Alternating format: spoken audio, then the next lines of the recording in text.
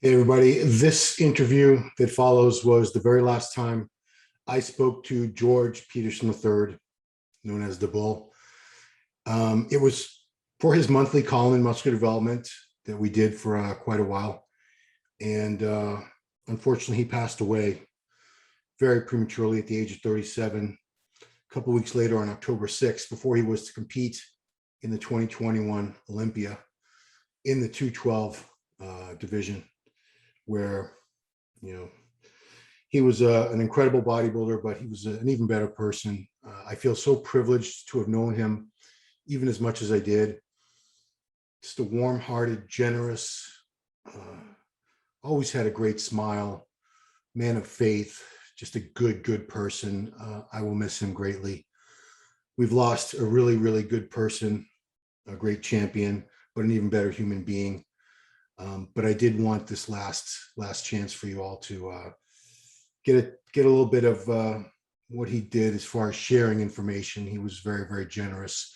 Anybody that needed help or advice, he was always right there for them. And this was a great example of that. So hope you enjoy. George, rest in peace. We will all miss you forever. Thank you.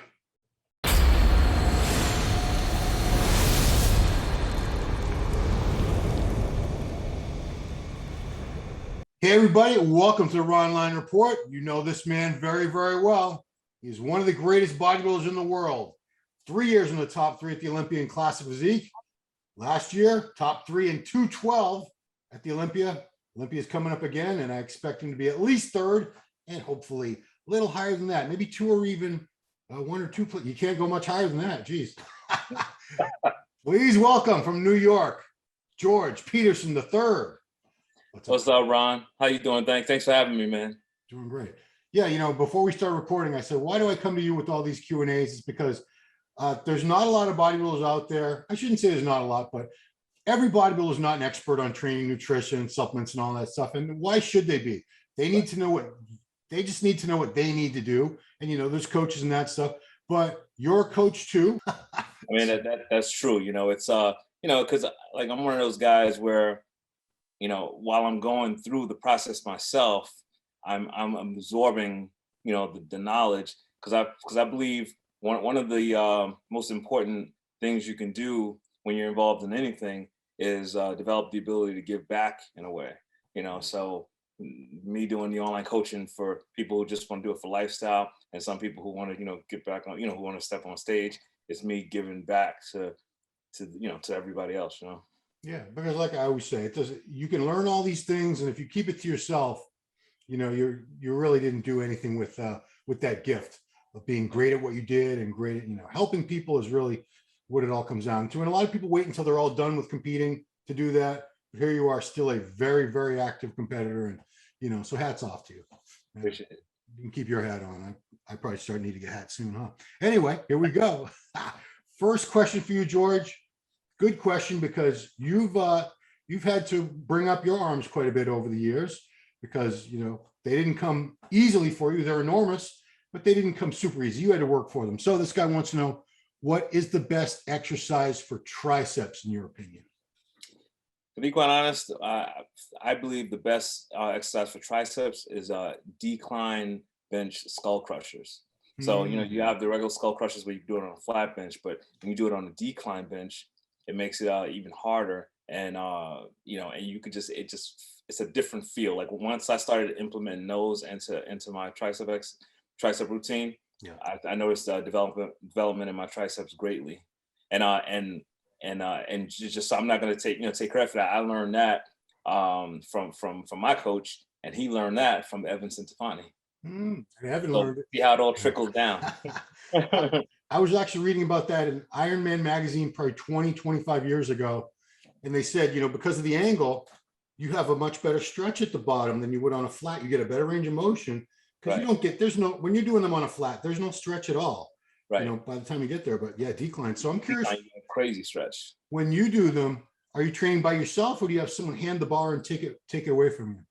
I typically usually have someone, hand the bar to me. It's good if you have someone like that, but there's been times where I've been having to just do it on my own, and I set the bar right, by my head, and I have to just, reach over and, get it up, you know what I mean? But if you have someone there to hand it to you, it'd be much better. Yes, because trying to grab behind your head, you have you need some long arms, first of all. Right. For those of us I with the do. little T-Rex arms, you have the long arms, yeah. I have long arms. Oh, I'm screwed, man. I'm sitting there like, where's that bar? I know it's back there somewhere. Shit. Okay, good answer. Good answer. This is a good question for anyone in the real world who has to try to get their meals and shakes and everything around demanding jobs. And there's a lot of people out there in this predicament. Gentleman says, I have a question regarding nutrition. At the moment, having to work a very fast-paced full-time job, I'm always busy, don't really have the time to sit down and eat a whole food meal. Could you please give me advice in regards to what type of a shake I could be having every 3 hours if I can't make it a whole food meal? I still manage to get my training sessions in after work. It's just having those 10 minutes to have a quick meal is really a struggle at the moment. Well, that's easy. I'll give you the answer. Right, Redcon 1, MRE-RTD. All right, and the RTD stands for ready to drink. It's basically a protein shake where you don't have to worry about mixing the powder with water. It's ready. You just pop it open and drink it. So if you're in a fast-paced job where you don't have time to sit down and eat a meal real quick, you just chug down one of those. It has about I believe about 46 grams of protein in it per serving, and which is more than enough. That's about as much protein as you get in a regular meal, pretty much. So you can check that down, and then when your lunch break happens, that's when you can take in a regular meal. Then after that, if you need to take in another RTD, do that, and then have a meal. If depending on your work schedule and what your job entails, if you have to do like meal shake, that's one way to get around it until you get home for the rest of the night, and then just finish out the day with meals. But if you're in a job where you sit down most of the time to find an office, it should be fairly easy. You just sit down at your desk, get a meal in real quick. If you have breaks throughout the day, like say at my job, for example, I have 2 15-minute breaks and a lunch. So each break and my lunch, I'm utilizing to have them take a meal. And so that's 3 meals. And then I eat 3 meals while I'm at work, and I have another 3 meals when I'm not at work. And that's the 6 meals for the day. Are you still working at home, out of your house? Still working at home. So who's like making sure you don't take too many breaks, or who's supervising all you? It's just like the honor system. I'm curious. Well, it's virtually. We're all signed into a VPN, and we're all active working.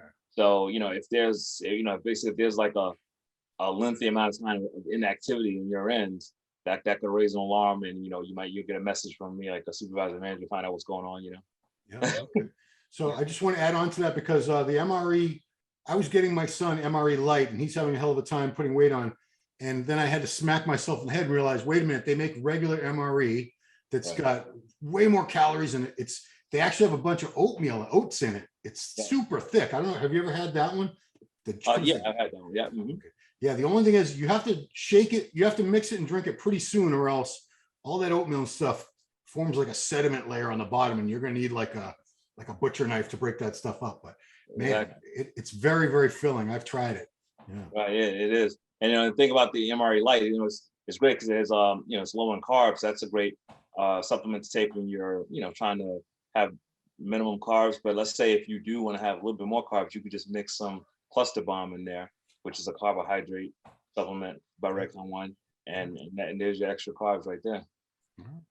Aaron, I hope you're hearing all this. Okay, next question. What is your opinion on the safety squat bar, the one that has the yoke that goes across your shoulders? Have you tried it? Is it the same as doing squats with a regular Olympic bar, or does it work the legs in a slightly different way? I've never tried that bar before, but I do see a lot of people using it. I can't really say what the difference in feel is since I haven't used it myself. I believe I had a conversation with someone before about it, and I think they said it kind of like it almost has the same kind of feel of like a front squat almost a little bit. Yeah, I believe that's how they described it. I mean, me preferably, I'm just so used to like the regular back squats that like if it's not broke, don't fix it. I wouldn't even want to even try it. Not now, at least. I mean, I guess for experimentation purposes, I could just give it a go just to see how it actually feels on me, and so I can answer this question next time it's asked to me. But that's what I've heard, that it feels more of a front squat as opposed to, like the back squat. Yeah, you do very, very well on your regular squats. We see the videos all the time. More plates than a Chinese buffet. Yeah, I mean, I can say for the main reason a lot of people like it is it forces you to stay a lot more upright because the weight is distributed more like this. So for Right. people, anybody with like back problems, Right. it's probably a better choice. But clearly, knock on wood, you seem like everything's holding together very well in your body. So keep up those awesome heavy back squats. Okay. Next question comes from a teenager. I'm 17. I've been lifting for a few years. For about the last month, every time I go to the gym, I have no energy at all. I get plenty of sleep, but I don't eat a lot of carbs because I also want to lean out a little. Every time I'm in the gym, I'm gassed after the first few sets. I do what I can to power through it.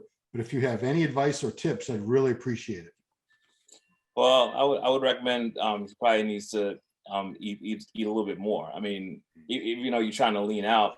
I mean, I don't know exactly how much he's eating right now, but even if you're in the process of leaning out, maybe he's still not eating enough where his energy is not up to par. I mean, if you're in the process of trying to get shredded, then that just comes to the territory. You're not going to have energy. I mean, like that's how I am right now, leaning out for the Olympia. Like I go to the gym and I don't have any energy. I just push through it, and then once you actually get started, your body kind of gets on autopilot and you go. But you may need to have. I would probably say, if anything, if you're not already, have a carbohydrate meal before you train, and then definitely make sure you have a carbohydrate meal after you train. And then if you want to go the rest of the day without carbs to make sure you're still leaning out, then you do that. Yeah. I see so many kids, they want to get cut in this. They want to be like the Instagram models and influencers with the shredded abs all the year. But, right. It just bothers me because I know this is a time in their life when they should be eating a ton of food, lifting heavy. You don't have a lot of responsibilities in life yet. This is like the best time to grow before you have to worry about all that stuff. Right. I don't like them. I don't like to see them focusing on getting cut when they don't have much muscle yet. And they're kind of screwing themselves over. Like you said, this kid should be eating. He should be the carbs, unless he's like a naturally overweight kid or something. Yeah, that's different. But Right. most of them are. Most of them could stand plenty of carbs and protein. I agree with you 100%. I see them all the time at the gym. Like they don't have much muscle because their bodies haven't even begun to mature yet, and they're depriving themselves of so much food, and they're so young, and their metabolism is already going so fast. They could burn through that food. So eat. Yeah. Well, if any kids are listening, I hope you absorbed all that. Here's a good one. You haven't tried that safety bar squat, but maybe you have tried this. Yo, champ, have you tried giant set training? What's your opinion of it? Does it sound like a good idea for growing muscles? So that's anything beyond 3, I think. 2% is 2 exercises. Tri-set, no one uses that term anymore, is 3. But then you have giant, which can be like Milos Sarshev made very famous transformations with a few people using up to 10 sets per 10 different exercises for a body part, all in one set. Have you ever done anything where it was 4, 5, 6, 8 sets like that in a row? No, I haven't. I've never done giant sets like that. But everyone's different. So all I can say is, if you want to try it, see how your body responds to it. If you notice that your body is developing, well from it, then implement it. If you feel like it's you're overtraining and you're not really developing from it, then switch to something else. But yeah, I've never done the giant set training, and I never felt like I needed to. Yeah, I mean, my issue with it, and Milos, sorry about if this offends you, but if you're doing all those different exercises in a row, you can't be going very heavy. There's just no way. Exactly. So I mean, if it's it sounds like it's probably something where you're going moderate to lightweight, and maybe just time and attention training with it, going very slow, maybe 3 seconds down, 2 seconds up. Probably a bunch of sets like that where you just pumping the legs or whatever body part you're doing, pumping it up with so much blood, that it's just burning like crazy. It must be something like that. Yeah, but your physique been built mainly on heavy straight sets, correct? Pretty much, yeah. Well, Pretty there much. you go. I've had no choice. I mean, like, because pretty much all my years coming up, I've been, training with guys who are like twice my size and relatively stronger than me, because they're just heavier than me. So that's just forced me to train in that way, and and what it causes for me to build the muscle density that I have right now. Yeah. Which is a good thing. And I want to put giant set training down too much, but you better have a pretty empty gym if you're going to try something like this, guys. If you want to do 10 exercises in a row when it's like crowded, you're going to run into you're going to have conflicts with people very, very quickly. I guarantee you. Especially, crowded gym like Bev and Steve's with all that great equipment. No, I'm using that. I'm using that, and that. They'd be like, oh, no, you ain't. And speaking of which, and Steve is getting even more new equipment as we speak. Wow. As we speak. Yeah. What are they going to put it in the parking lot? Where's it going? God. I think I know. Like, I think he's gonna be getting rid of like some older stuff, putting in the newer stuff. Yeah, because I've only it's been years since I've been there, but I remember so much equipment packed into that. It's not a huge like warehouse sized gym, and they're like, man, every 2 seconds you can poke another piece of equipment. Good for you, Steve. Okay, final question, another nutrition question. Here's a good one. I've heard many people say no fats before or after the workout. Why is that? I thought healthy fats were important for growing. Well, I mean, think about it is, I mean, that's an interesting question.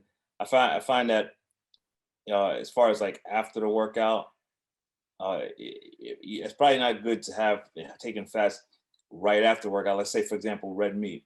I don't typically have red meat right after. That's not my post-workout meal, because let's say when I'm having carbohydrates after my workout, your body tends to absorb the carbohydrates better without the fats, from the red meat. It's almost like the fats from red meat slows up the absorption of the carbs. Yeah. So instead of having like a fats like that, you do something like a fish or a chicken. So I don't see any issue with having some fats before the workout, but after, I would say have no fats, like post workout, and then you get in the next meal after that, you can have some fats. Did you already train today? Not yet. I'm going to be training later. Okay. What's the pre-workout and post-workout meal going to be, if we can get your secrets? Pre-workout meal is going to be a chicken and potato with spinach. Post-workout meal is more likely going to be fish and potato and spinach, and then I'll more than likely have like a red meat meal right after that. Well, that's good. You still got some carbs going. Thank God. Still got some carbs going.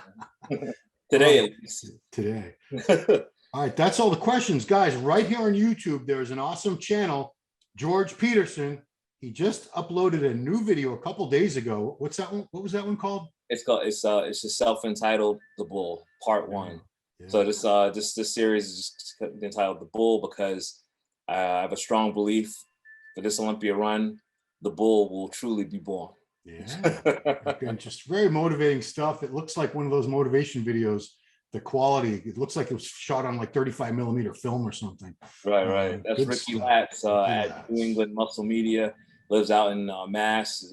Great videographer, and I've been working with him for the last 3 years, 3 or 2 years. So, I love doing the series with him. So, guys, that is on right here on YouTube. You're watching this on YouTube, I assume, people. Go to Instagram. His Instagram is GeorgeP_Double, DABULL. And of course, one more time, doublecoaching.com is where you can become a client. George, whether you're a competitor, regular person, anybody out there with goals, he can help you reach them, and he's very good at it. So thank you so much for taking the time today, George. Appreciate it very much. And happy prep for the Olympia. Yeah. Thank you, Ron. Appreciate it. I'll be seeing you soon. I'll see you out there in Orlando. Yes, sir. All right, everybody. Thank you so much for watching Ronline Report with George Peterson III, the Bull, and we'll see you next time.